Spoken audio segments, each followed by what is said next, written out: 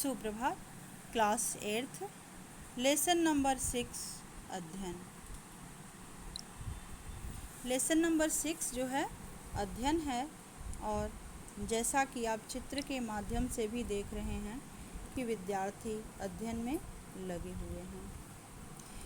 तो सबसे पहले हम जानते हैं, यह जानने की आवश्यकता है कि अध्ययन क्या होता है।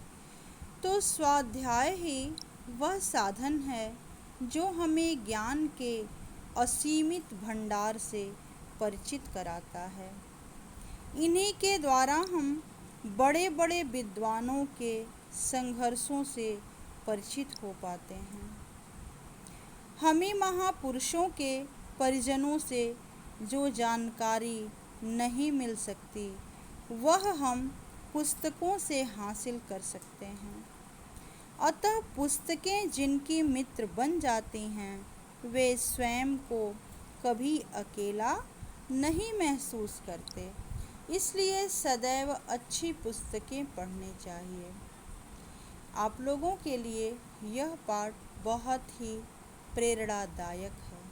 ठीक है, जैसे आप लोग कहते हैं ना कि अरे घर में बैठे बैठे हम बोर हो रहे हैं, इस समय स्कूल नहीं चल रहे हैं, आप लोगों को नहीं बुलाया जा रहा है, तो आप लोग कहते हैं ना कि घर में बोर हो जा रहे हैं। स्कूल में जाते हैं तो बहुत सारे फ्रेंड्स मिलते हैं और घर में अकेले हम बोर हो रहे हैं। लेकिन नहीं, आपको अपनी पुस्तक को ही अपना मित्र बनाना चाहिए।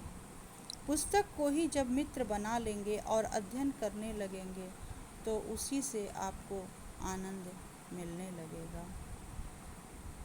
और ऐसे ही प्रस्तुत पाठ में अध्ययन के महत्व पर ही प्रकाश डाला गया है।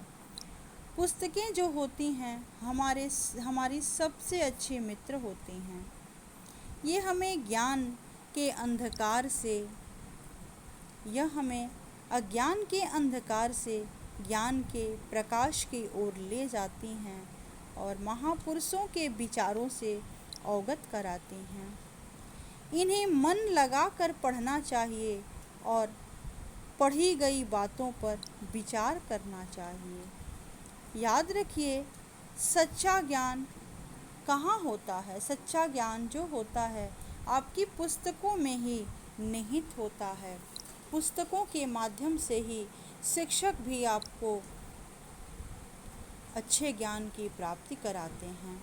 अर्थात व्यक्ति को हमेशा शिक्षा ग्रहण करते रहना, अध्ययन में लगे रहना चाहिए। और आप लोगों का तो अध्ययन करना ही परम उद्देश्य है। इस समय अध्ययन ज्ञान की वृद्धि और आनंद की प्राप्ति का एक प्रधान साधन है। अगर आपको पढ़ना नहीं होता तो आप कैसे 40-50 फ्रेंड्स के बीच में बैठते?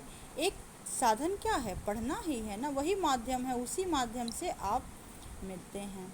आत्म संस्कार के विधान का एक अंग भी है और किसी जाति के साहित्य में गति प्राप्त करने का कोई और द्वार नहीं है। किसी जाति के भाव और विचार साहित्य में ही व्यक्त रहते हैं तथा उसी में उनकी उन्नति के क्रम का लेखा रहता है। मनुष्य जाति के सुख और कल्याण के विषय में संसार के प्रतिभा संपन्न लोगों ने जो सिद्धांत स्थिर किए हैं उन्हें जानने का साधन स्वाध्याय ही है। अतः पाठ का उद्देश्य यह है कि आप अधिक से अधिक अपना समय अध्ययन और पढ़ाई लिखाई में लगाएं। व्यर्थ अपने समय को न गंवाएं। पुस्तक को ही अपना मित्र बनाएं और उसी में निरंतर अध्ययन करते रहें। देखिए, पढ़ लिख के ही व्यक्ति कुछ कर सकता है।